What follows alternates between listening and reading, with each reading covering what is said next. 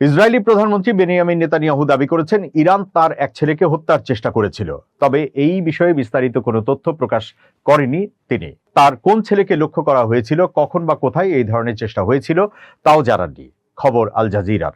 সোমবার নেতানিয়াহু এই অভিযোগ করেন। অক্টোবরের সাধারণ নির্বাচন সামনে রেখে তার জোট যখন জনমত জরিপে পিছিয়ে রয়েছে তখনই এমন দাবি করলেন তিনি।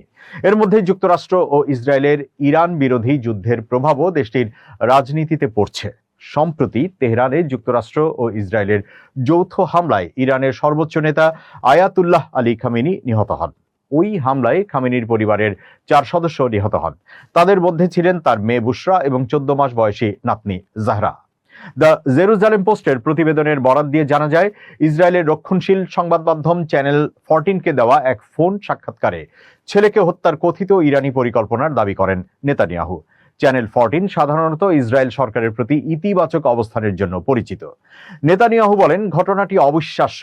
ইরান তার এক ছেলেকে লক্ষ্য করেছিল এবং তাকে হত্যার চেষ্টা করেছিল। ইসরায়েলের সাবেক সেনাপ্রধান গাদি আইজেনকোটকে নিরাপত্তা দেওয়ার বিষয়ে দেশটির একটি নিরাপত্তা সংস্থা আপত্তি জানিয়েছে।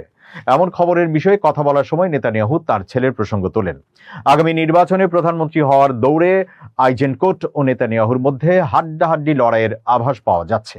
আইজেনকোটকে 24 ঘন্টা নিরাপত্তা দেওয়ার পক্ষে মত দেন নেতানিয়াহু। তিনি বলেন, এটি কোনো বিলাসিতা নয়। তার ভাষায়, তারা হলে ইরানিরা সফল হবে।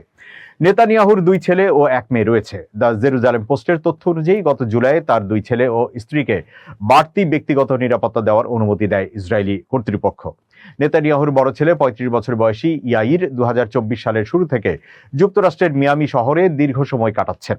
তাকে নিরাপত্তা দিতে রাষ্ট্রীয় অর্থ ব্যয়ের বিষয়টি নিয়ে ইসরায়েলে বিতর্ক রয়েছে। এদিকে খামেনি ও তার পরিবারের সদস্যদের হত্যার প্রতিশোধ নেওয়ার ঘোষণা দিয়েছে ইরান।